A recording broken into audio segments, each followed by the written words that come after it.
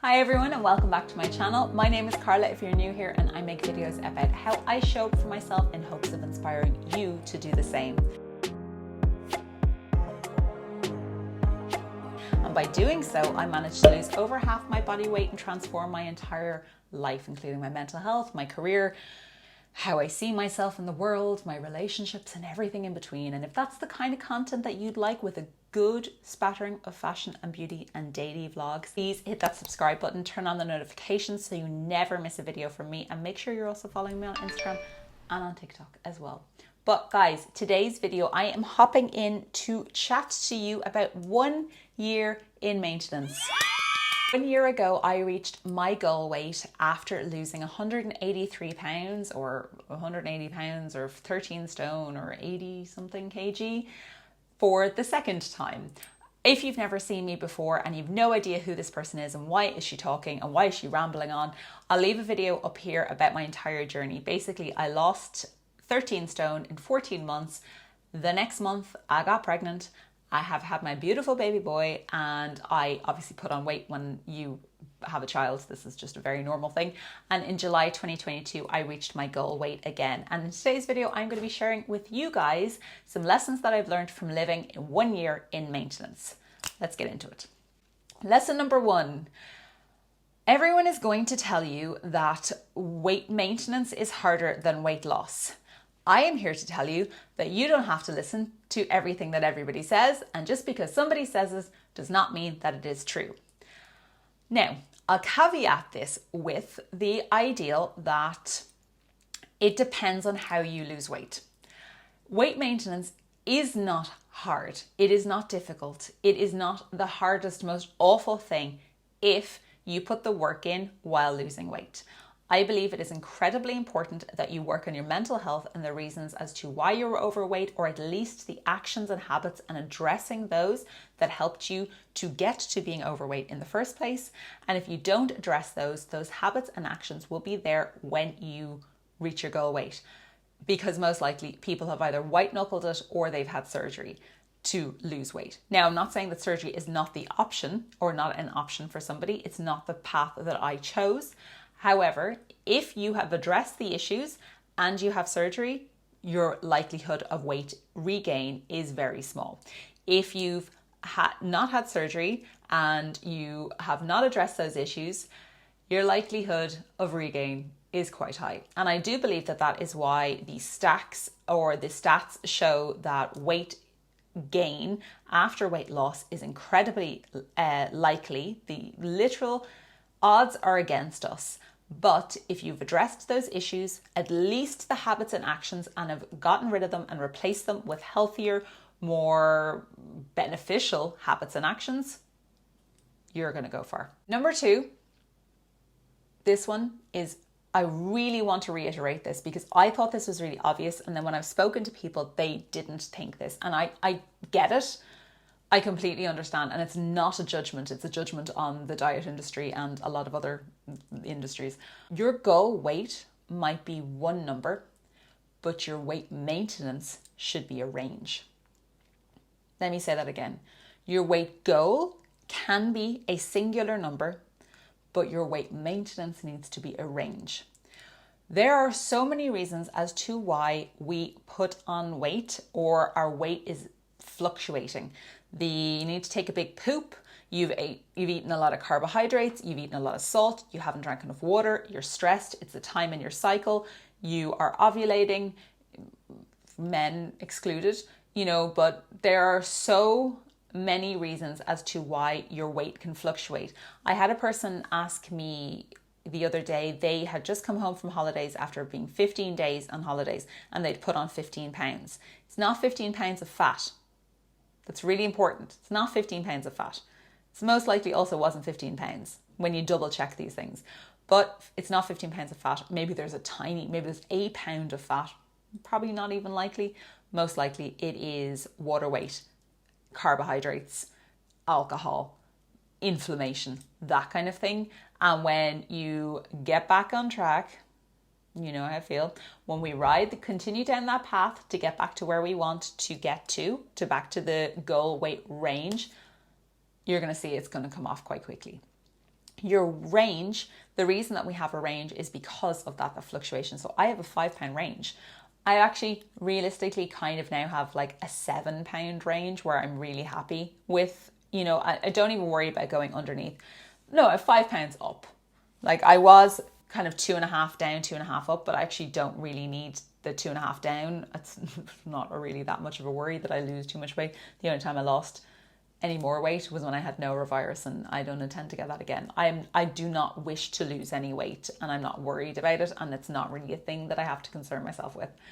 So, because more that I have like a 5 pound range now, so like up to 152, is that right? 151, 152. If I start reaching the upper parts of that, then I know it's like, okay, let's just do a little reset. Number 3, your clothes are a much better indicator of how you're doing size-wise, weight-wise, whatever it might be, than the scales is.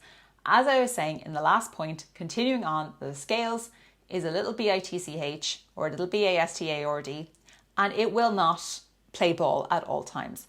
And that is why it is important that we use, like, it might say that you got like 15 pounds up, but if your jeans fit you the same way, it's probably bloat or something like that.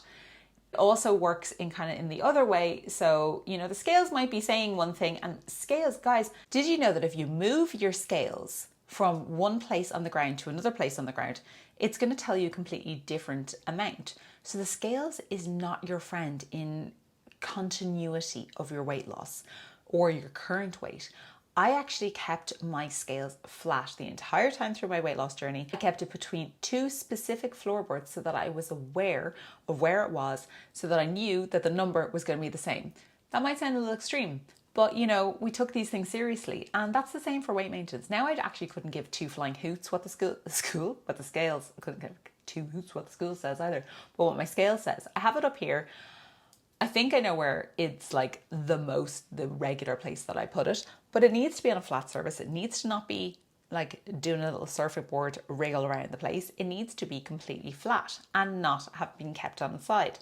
So using clothes to give you a gauge as to whether you are putting on weight or not is actually better, because you put clothes on, I hope, the majority of us, every single day. And I'm not talking about baggy clothes. I'm talking about like jeans. Actually, this brings me kind of on to number 4. They're kind of complementary, but number 4 is you will notice that you are gaining weight in certain areas, and most likely those areas will be the one that you lost weight on last.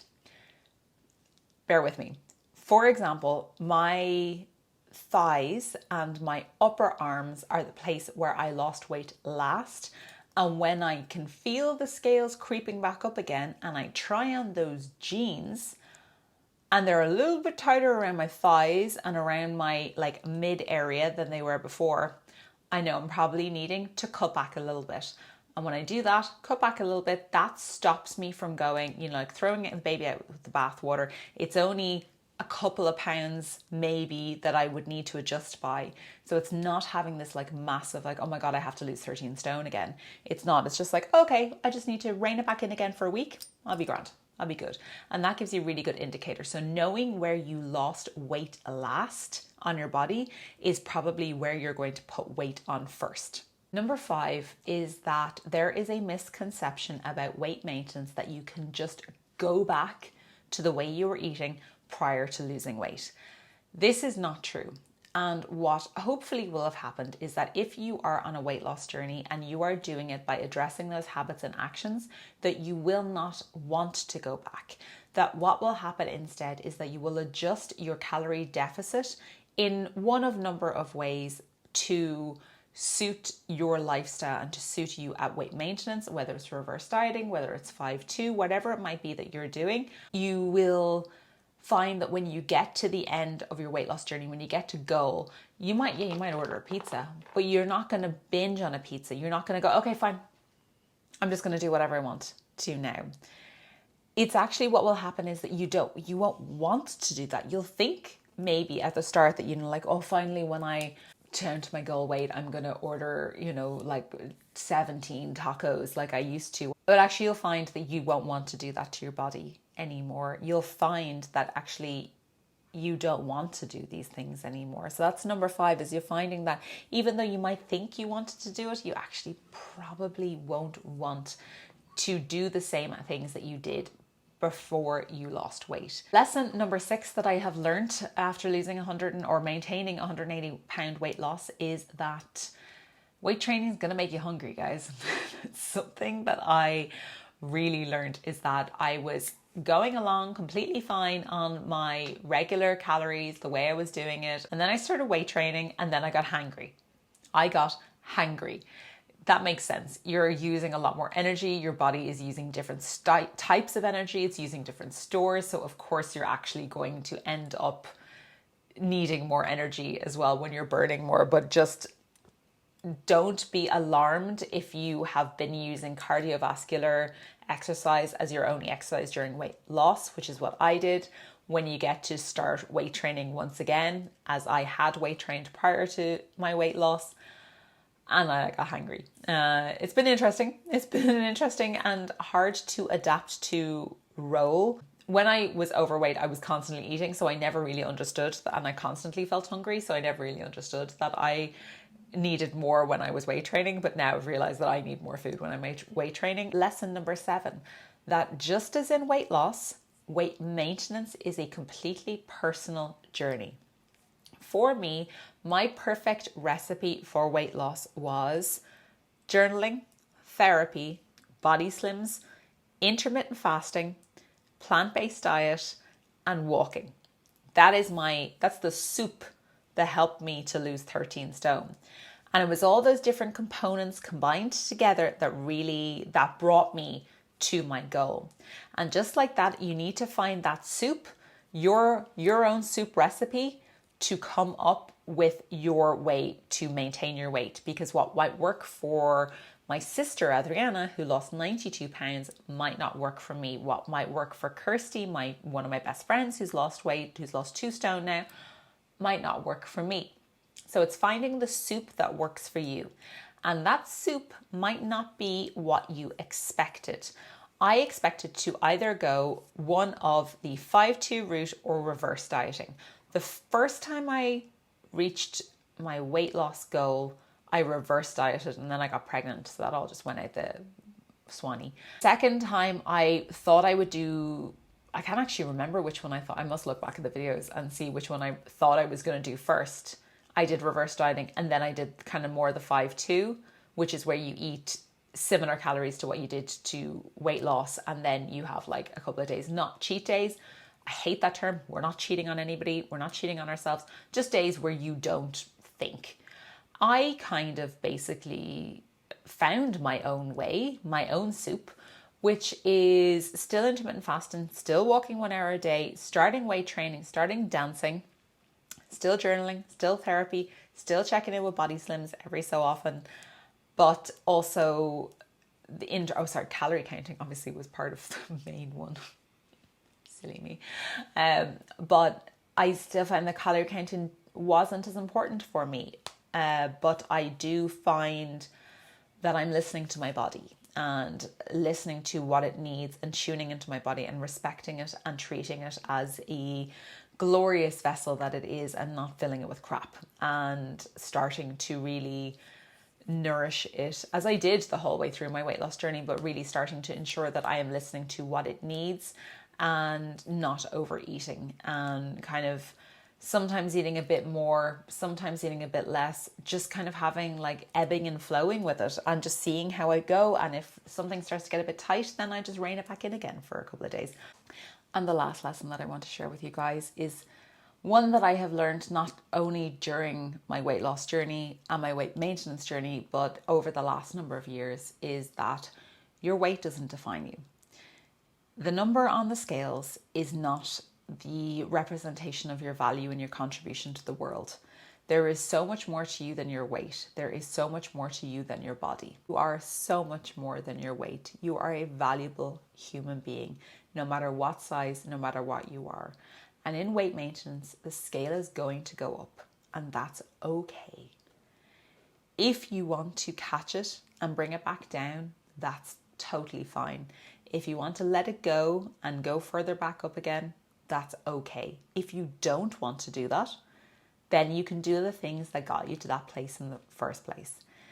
Just because you gain some weight does not mean that you did not lose that weight in the first place, and it does not mean that you can't do it again. What is most important is who you are in here, and how you value and respect and treat yourself, and how you give other people cues on how to treat and value and respect you by the way you treat yourself and the way you hold yourself and the way you show up for yourself. If you've gotten this far, please leave me. Oh, we do the balance scale. Let's do the balance scale, because I think that's a good one for today. The balance scale, or you can just leave me a nice comment or whatever it is. Just say hello down in the comments. Tell me where you're from, where you're watching from, and if you have reached your weight maintenance goal, and have you learned any lessons, because I love to hear wisdom from you guys. Thank you so much for tuning in. As always, I appreciate you all so much. Please don't forget to subscribe. Please don't forget to show up for yourself. I will love you and leave you and talk to you soon. Bye guys.